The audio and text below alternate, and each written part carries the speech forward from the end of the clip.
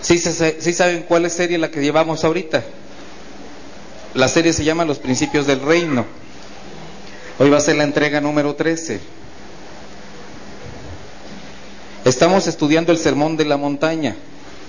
Y este sermón, este mensaje tan extenso, nos está dando una luz. ¿Se acuerda que cuando comenzamos a hablar acerca de él, decía que se le había considerado entre los teólogos como la carta magna de Jesús por sus leyes, por sus enseñanzas? Bueno, estamos viendo que en este mensaje prácticamente se envuelve todo, se encierra todo lo que el Señor, después Él a lo largo de su ministerio nos muestra, los evangelios, las cartas de los apóstoles, porque es muy vasto, es muy rico. El tema de hoy va a ser buscando la puerta estrecha, así se va a llamar este mensaje, el mensaje número 13.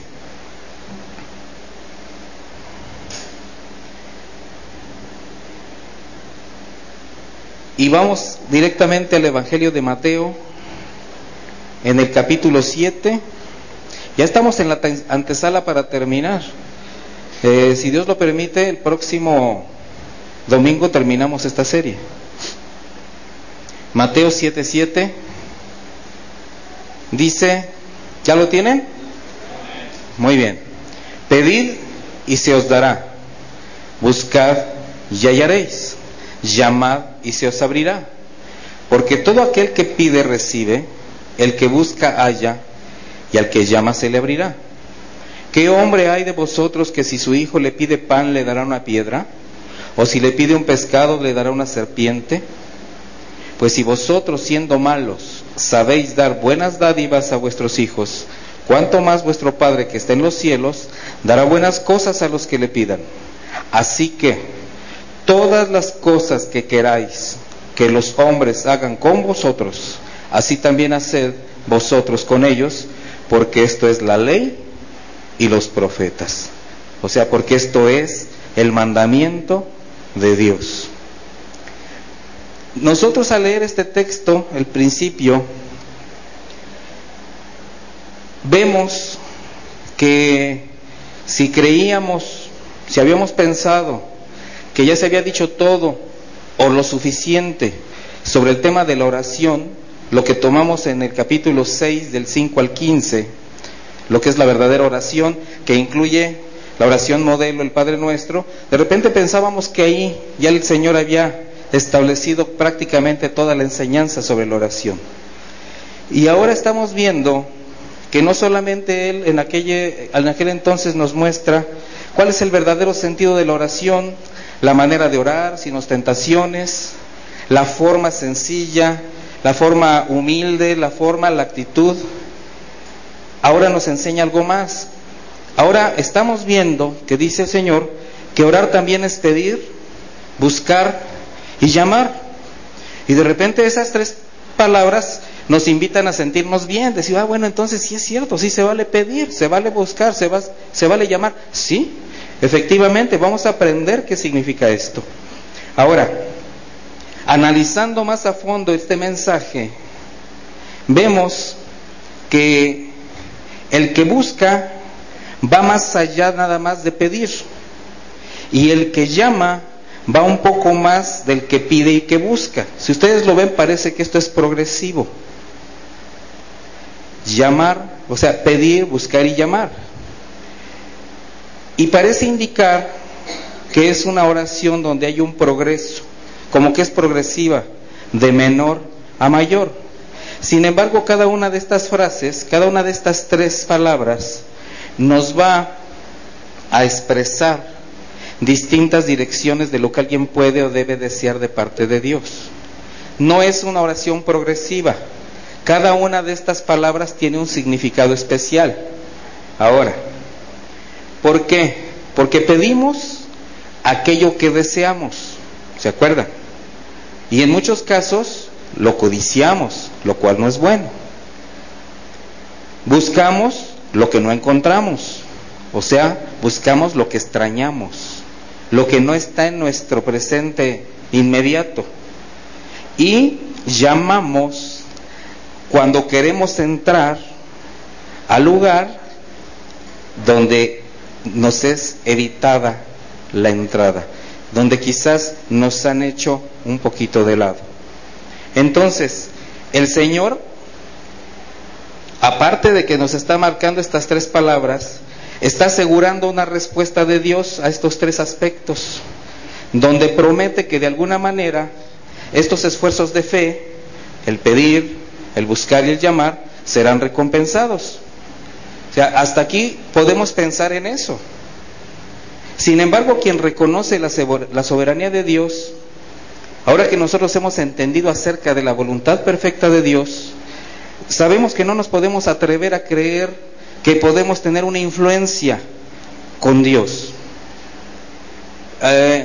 Es muy común escuchar la frase: a mí Dios me consiente mucho, soy un consentido de Dios, una consentida de Dios. Bueno, qué bueno que tú tengas ese concepto de Dios, pero Dios no tiene consentidos. Dios no hace acepción de personas, Dios simplemente es Dios, y de acuerdo a su voluntad establece propósitos en la gente, permite, dirige, y de ahí la respuesta de cada uno de nosotros.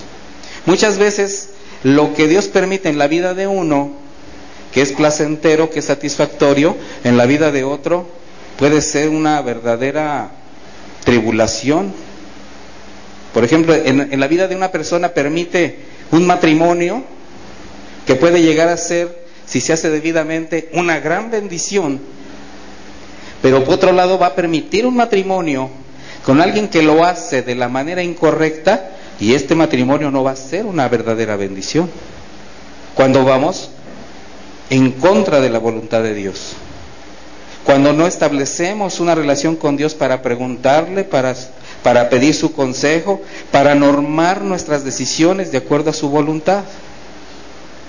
En alguna ocasión un joven aferrado a casarse con una muchacha, con una señorita, y por más que se le dijo en la congregación: no es el momento, no es la persona, tienes que esperarte. Bueno, no atendió el consejo, no solamente se casa, sino forza el casamiento. ¿De qué manera? Pues ya sabemos, ¿no? Simplemente se tuvieron que casar. Después de un año llega este mismo joven con el pastor y le dice: pastor, ¿qué razón tenía usted? No era la voluntad de Dios que yo me casara con ella. Ya tenía un hijo. Y ahora, y dice, ahora, y lo interrumpe el pastor: si antes no era voluntad del Señor que estuvieras con ella, ahora sí. Ahora tienes que respaldar lo que tú decidiste hacer. Te saliste fuera de la voluntad perfecta de Dios, y como no se puede mover un pelo de tu cabeza si no lo permite Dios, pues mi voluntad permisiva te permitió que hicieras tu voluntad. No era mi voluntad perfecta, pero esta voluntad, ahora tú vas a pagar las consecuencias.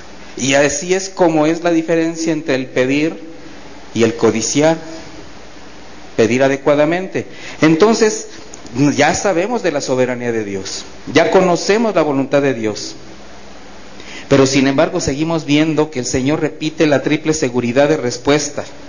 Entonces no podemos tener duda sobre que va a responder, porque en el 8 dice: porque todo aquel que pide recibe, el que busca halla, y al que llama se le abrirá. O sea, aquí hay una certeza de la respuesta. Hemos aprendido lo suficiente entonces para saber que se trata de las respuestas de Dios que sí dará a alguien cuando éste pide como correctamente, es decir, con fe, con el propósito sincero de hacer buen uso de lo que recibe y de aceptar la respuesta de Dios de acuerdo a su voluntad, sea la que sea. De esta manera, entonces el Señor va a responder de manera soberana, como quiera, cuando quiera y de la manera que sea, pero que Él permita. Nosotros no tenemos ninguna potestad sobre la voluntad de Dios. El que es Dios es Él. Vamos a ver un ejemplo de aceptar y recibir la voluntad y entender el por qué. En Santiago 1:5 como un ejemplo,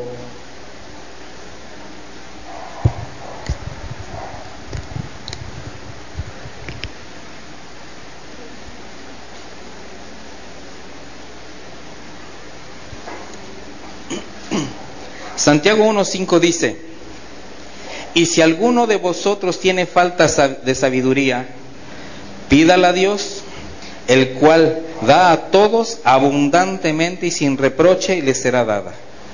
Si alguno de vosotros necesita sabiduría. A ver, ¿a qué sabiduría se refiere en este caso el apóstol Santiago? A que de repente te llegue un tremendo crecimiento intelectual en tu mente, ¿sí? Que de repente te conviertas en un hombre sabio, o que así de pronto te sea revelado todo el conocimiento del mundo, o se referirá a que tu memoria de un momento a otro se convierta en fotográfica. ¿Sí saben que hay gente que tiene una mente fotográfica? Leen y todo se les queda, o sea, tienen esa capacidad de acumulación, incluso de leer, creo que le llaman lectura rápida, no sé cómo le dicen, pero leen muy rápido, lectura activa, lectura no sé cómo, pero ellos simplemente hacen así, y en menos de unas 3 horas te están leyendo un libro de cerca de 300 páginas, impresionante. Bueno, ¿será eso? ¿Será de esta sabiduría? Miren, vamos al contexto, que es como hemos aprendido se estudia la Biblia. ¿Cuál es el contexto? Santiago 1. Leímos Santiago 1 en el versículo 5. Santiago 1 dice: hermanos míos, 1 y 2, tened por sumo gozo cuando os halléis en diversas pruebas, sabiendo que la prueba de vuestra fe produce paciencia. Mas tenga la paciencia su obra completa, para que seáis perfectos y cabales sin que os falte cosa alguna. Y ahora ya viene: y si alguno de vosotros tiene falta de sabiduría, ¿se dan cuenta cómo es sobre la frase, sobre el contexto? Pídala a Dios, el cual da a todos abundantemente y sin reproche, y le será dada.